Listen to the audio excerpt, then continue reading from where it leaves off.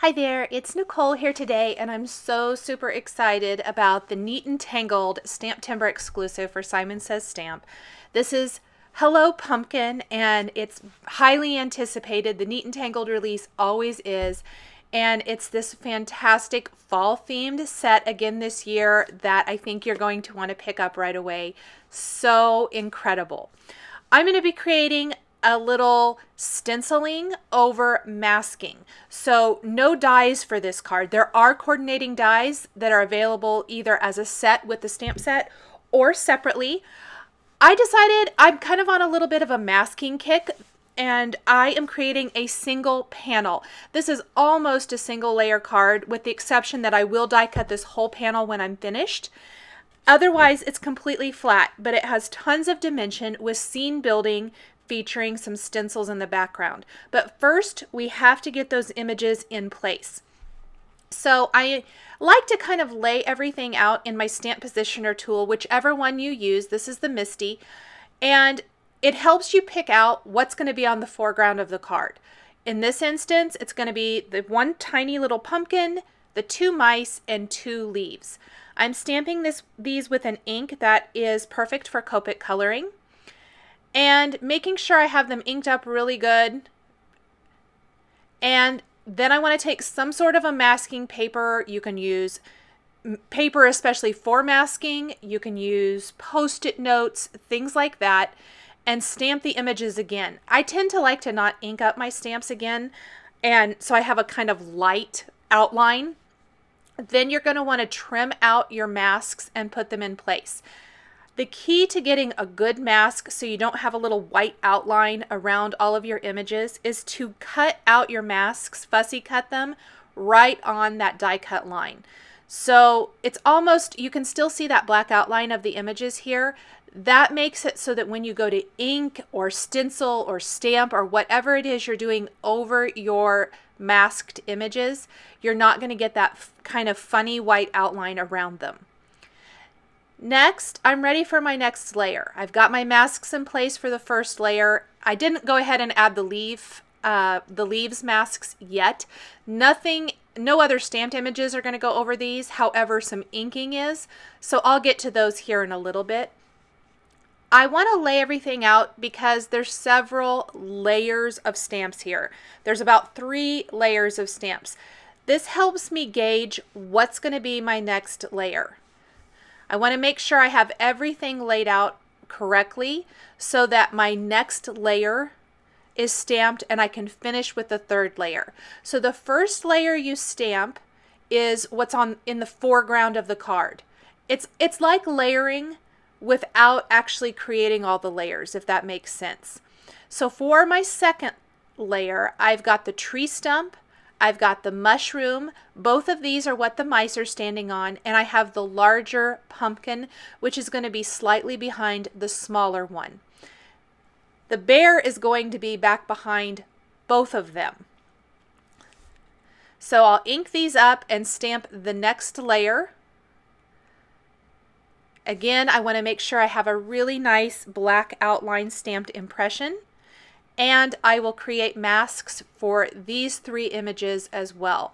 So grab some masking paper again, stamp those, fussy cut, and add those to the scene. Then I want to add my last layer of stamped images. For this, it is the bear, another small pumpkin that's going to be kind of hidden partway behind the tree stump. And then I didn't share it here, but there's also a leaf that is next to the mushroom. I will ink those up, stamp those, and then again I will need masks for all of these, plus the masks for the leaves, so that all of my images don't end up with ink all over them when I add the background elements. I'm a huge fan of scene building, and so I always gravitate towards stamp sets that I can create scenes with and other types of products. In this case, I'm going to use the Holtz stencil for creating, this is the Woodland layering stencil, and with one color of ink, I can create these layered trees. So I'm inking up with Distress Oxide ink first. I think it's a little more forgiving on this is regular Nina Smooth White cardstock, so I think it's a very forgiving ink. But I am inking up the smaller part of the tree, the layering portion first, with a more concentrated ink. So really pouncing that on heavy. And then the full tree image, I am lightly going over it with the same color of ink, but it gives me a two-tone look of trees. So you don't actually have to use multiple colors of ink. I know that a lot of times that layering piece could be snow if you're creating a winter type scene. So I would do the full tree first and then go over it with maybe a white pigment ink to create that snow effect, or even Versamark ink with white embossing powder. But for this is a fall themed scene, and I didn't want to add any of those snow elements, and I just wanted my trees to have a nice dimensional look. I will be inking over them to create the blue sky and also kind of a sunset type of look, but I want to do my trees first. And I'm pouncing those on, and you can tell that the masks are completely saving my images. I did create a kind of landscape or ground with a straight edge of some masking paper, and I'm applying Wild Honey Distress Oxide ink down near the horizon line. And up above, I'm going to go in with very light Salty Ocean Distress Oxide ink and color in the blue sky. I pounced off a lot of that ink on my work surface on that grid paper because I want it to be very light and not take away from the Wild Honey sunset or the woodland trees in the background. For the bottom of my scene, I'm going to ink that up with some Vintage Photo Distress Oxide ink and then remove my masks, and you can see the scene completely come to life and how amazing masking is at protecting your work surface underneath. I tend to like to stamp, mask, do any of my background work first, and then go in and color. Just in case there's an error, I don't like to color first and then maybe mess up the background and have to start all over after you've spent all that time coloring. I'm going to alter the Hello Pumpkin greeting from the Hello Pumpkin stamp set just a little bit and mask off part of the greeting and stamp it separately so I can stamp it more in a landscape format rather than the portrait, the one word on top of another like it comes in the stamp set. You could also cut it apart if you like to do that better. I masked it off with a little post-it tape, stamped the hello first, cleaned my stamp really well, masked off hello, and then I'm going to stamp the word pumpkin. And this is all with just a black dye ink so that it stands out really nicely against the background. That little landscape down near the bottom of the card, the ground, is a perfect area for that. Provides a great little area for a stamped greeting. And there's that word pumpkin. And there are my greetings. Before I colored, I did take the Neat and Tangled scalloped die, the largest one from this die collection, and I'm going to die cut this and create a nice shape for my background. I used a little post-it tape to hold that in place. And then here is my single layer panel. For coloring, I'm using Copic colors. All the colors I'm using are shown across the bottom of the screen. I tried to label the different color combinations I used for this since there's quite a bit of coloring on this card. The tree stump is E55, 57, and 59 to darken it up. I think it's really fun to watch this whole scene come to life with the addition of coloring in all the images. I darkened it up quite a bit with the E59 and then blended out with E57 and 55. The top of the tree stump is E50 with a little E55 to darken it up. Next, we're going to move on to the pumpkins. My favorite color combination for pumpkins is YR 15, 14, and 27. You can pull in some browns if you want to, like E55 to darken it up, which I did a little bit down near the base of the pumpkins. Just building up that color and adding to the shading and depth and dimension of the design. I'll finish up the pumpkins here, and then I'm going to do the leaves that the little mice are kind of reaching for, standing on top of the tree stump, and the mushroom. The yellow leaves, there's going to be 2 of them, one up in the sky and one down near the mushroom. Those are going to be YR 31, 23, 24, and 27. I really worked on those pumpkins a long time, a lot longer than I realized I did, I think. Blending, blending. Now here's the leaves. Sorry about that. And I wanted to definitely have that fallish feel, so we've got a lot of yellows, reds going on. The red leaf is a little bit deeper red color combination than I normally use for anything I color red, and that is R37, 59, and 89. And I'm going to use that same color for some of the scarf accents throughout my card. So the bear is going to be wearing this beautiful deep red scarf. And the end little areas, I left those white for just a little while. However, I've listed the colors I used. Oftentimes when I start coloring and I'm maybe not sure what color I want to use for a certain area, I'll put it off until I've colored a little bit more, because the direction that the project takes often will dictate what color I want to use to finish that up, which in this case, I really felt like I needed to color in the bear. I hardly ever start with the accessories and move on to the fur or the critter itself. But I knew when I colored that red leaf that I loved that color combination and I wanted that scarf to be that. So I went ahead and moved on to it since I had the markers out already. But I want to color in the bear, and once I've done that and maybe colored in a couple other things, it will really help me decide where I want to go or what direction I want to go in for finishing off the scarf. I even think the ends would be cute left white. I think that looks kind of holiday-ish, which he would definitely work for a more holiday, Christmas, winter themed card as well. If you wanted to forego the pumpkins, you could use the mice and the bear for many different cards, even past the fall or autumn season.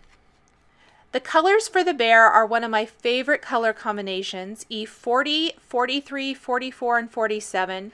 E40 is going to be used very, very minimally, just kind of around the face area of the bear, the nose and the mouth, and the inside of the ear. The rest of him is going to be pretty deep and dark. I thought it was funny how I colored him because I did all of the bottom part of his body first and left his head kind of plain. And you can see how incredible depth and dimension is when you add all of that layering. The difference between the top and the bottom of the bear here. I'll get his face colored in. He is just the cutest bear. I'm absolutely in love with these neat and tangled images. And I know you guys are going to be too, because these are always so super popular. The little squirrels from last year still continue to get tons of questions about those. And I know you guys are going to love these. I noticed with the September Neat and Tangled release, there's a baking stamp set that features a bear. I think they would work fantastic together. There's mice in that stamp set as well. Mix and match your images from different stamp sets together to create truly unique designs. I think it's just phenomenal. I really love these. The first little mouse has a yellow and green scarf. The yellows are all the same colors I used for the leaf above, although I have them listed down here for easy reference, plus some greens, which I'm going to be using for the leaves throughout the card. I'll show that in a little bit. The mouse is warm gray 3, 5, and 7 with R20 and R00. R20 for the cheeks, R00 for the insides of the ears. And both mice are going to be colored exactly the same.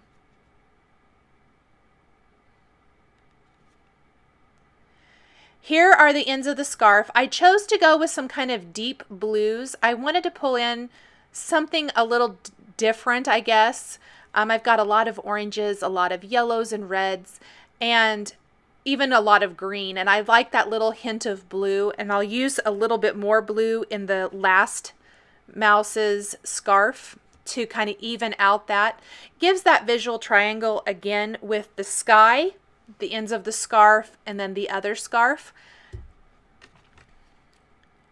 The mushroom, again in shades, kind of autumnal shades, reds, the same reds I used for the scarf and leaf, and also the yellow reds.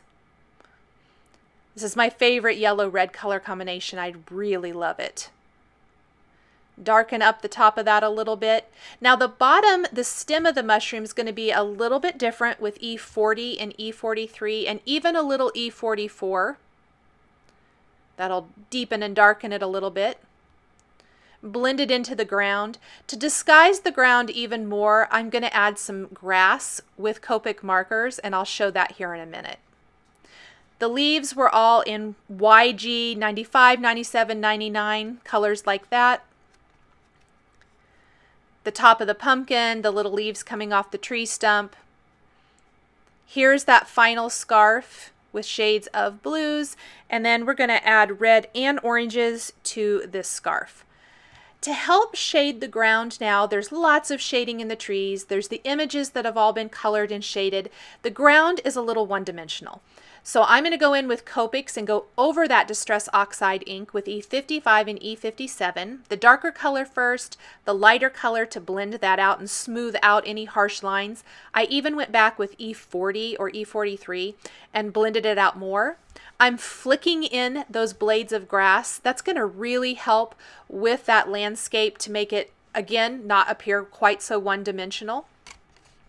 And then I'm going to do finishing details. Black glaze pen for the eyes and noses of the critters. The black glaze pen kind of takes away that little white highlight on the nose, so I like to let the black completely dry, and then I'll go over it with this white pen to add that highlight back in. While I'm waiting for the black ink to dry, I'm going to go over some of the other images and add some little highlights here and there. Another way to add some nice depth and dimension to the images, little white dots to the cheeks, little lines of white on the pumpkins, leaves, the trees in the background. This is going to give them more depth and dimension, adds nice little highlights, and finishes off the design really nicely. Surprisingly enough, coloring aside, this card came together really quickly. Quicker than some cards where you have lots and lots of layers. I think it's fun to try to stretch ourselves maybe outside of our comfort zone. Masking is one of those things outside my comfort zone, but I have found I really have been loving it lately and love not having that white outline around my images. So just another way to create a really fun card. I will attach this scalloped panel then to a white side fold card base, and that's going to finish up this fall themed card featuring the Neat and Tangled STAMPtember Hello Pumpkin stamp set. The supplies I used to create this card are listed and linked below the video here on YouTube. Here are a couple more videos featuring Neat and Tangled that you might be interested in. Thanks for watching, and we'll catch you next time.